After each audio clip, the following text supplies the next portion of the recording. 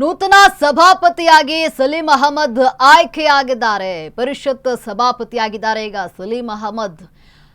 ಧ್ವನಿ ಮತದಾನದ ಮೂಲಕವಾಗಿ ಸಭಾಪತಿಯಾಗಿ ಸಲೀಂ ಆಯ್ಕೆಯಾಗಿದ್ದಾರೆ. ನೂತನ ಸಭಾಪತಿಯಾಗಿ ಸಲೀಂ ಅಹಮದ್ ಈಗ ಆಯ್ಕೆಯಾಗಿರುವಂಥದ್ದು. ಪರಿಷತ್ನ ಸಭಾಪತಿಯಾಗಿದ್ದಾರೆ ಈಗ ಸಲೀಂ ಅಹಮದ್.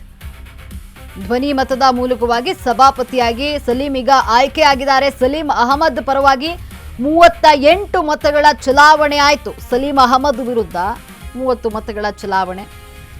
ಹಂಗಾಮಿ ಸಭಾಪತಿ ಪುಟ್ಟಣರಿಂದ ಘೋಷಣೆಯನ್ನ ಮಾಡಲಾಗಿದೆ.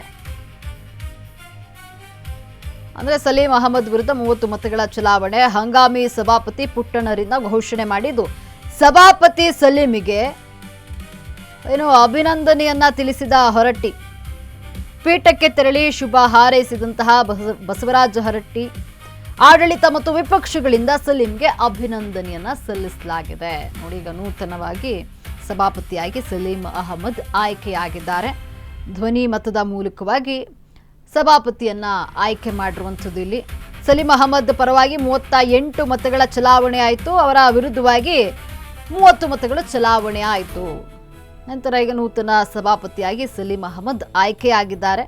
ಹಂಗಾಮಿ ಸಭಾಪತಿ ಪುಟ್ಟಣ್ಣರಿಂದ ಘೋಷಣೆಯನ್ನ ಮಾಡಿರುವಂಥದ್ದು. ಸಭಾಪತಿ ಸಲೀಂಗೆ ಅಭಿನಂದನೆಯನ್ನ ತಿಳಿಸಿದ್ದಾರೆ ಹೊರಟ್ಟಿ. ಸಭಾಪತಿಯಾಗಿ ಅಭಿನಂದನೆಯನ್ನ ತಿಳಿಸಿರುವಂಥದ್ದು. ಪೀಠಕ್ಕೆ ತೆರಳಿ ಶುಭ ಹಾರೈಸಿದ್ದಾರೆ ಬಸವರಾಜ ಹೊರಟ್ಟಿ. ಇನ್ನು ಆಡಳಿತ ಮತ್ತು ವಿಪಕ್ಷಗಳಿಂದ ಸಲೀಂಗೆ ಒಂದು ಅಭಿನಂದನೆಯನ್ನ ಸಲ್ಲಿಸಿರುವಂಥದ್ದು. ಯಾಕಂದ್ರೆ ನೂತನ ಸಭಾಪತಿಯಾಗಿ ಈಗ ಆಯ್ಕೆಯಾಗಿದ್ದಾರೆ ಸಲೀಂ ಅಹಮದ್. ಹಾಗಾಗಿ ಎಲ್ಲರೂ ಕೂಡ ಅವರಿಗೆ ಶುಭ ಕೋರ್ತಾ ಇರುವಂಥದ್ದು. 38 ಮತಗಳ ಚಲಾವಣೆ ಆಗಿದೆ ಅವರ ಪರವಾಗಿ. ಅವರ ವಿರುದ್ಧವಾಗಿ 30 ಮತಗಳ ಚಲಾವಣೆ ಆಗಿರುವಂಥದ್ದು. ಈಗ ಸಭಾಪತಿಯಾಗಿ ಸಲೀಂ ಅಹಮದ್ ಆಯ್ಕೆಯಾಗಿದ್ದಾರೆ.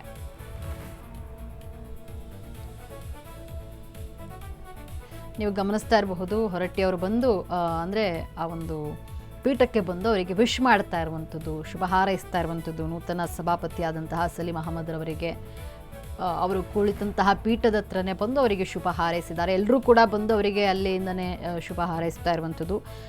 38 ಮತಗಳಲ್ಲಿ ಅವರು ಗೆದ್ದಿರುವಂಥದ್ದು. ಅಂದರೆ ಏನು ಧ್ವನಿ ಮತದ ಮೂಲಕವಾಗಿ ಒಂದು ಚುನಾವಣೆಯನ್ನು ಮಾಡಲಾಯಿತು. ಈಗ 38 ಮತಗಳ ಚಲಾವಣೆ ಆಗಿದ್ದು ಸಲೀಂ ವಿರುದ್ಧವಾಗಿ 30 ಮತಗಳು ಚಲಾವಣೆ ಆಯಿತು. ಈಗ ಎಲ್ಲರೂ ಕೂಡ ಅಭಿನಂದನೆಯನ್ನು ಸಲ್ಲಿಸ್ತಿದ್ದಾರೆ. ಆಡಳಿತ ಮತ್ತು ವಿಪಕ್ಷಗಳಿಂದ ಸಲೀಂಗೆ ಅಭಿನಂದನೆಯನ್ನು ಸಲ್ಲಿಸಲಾಗಿದೆ.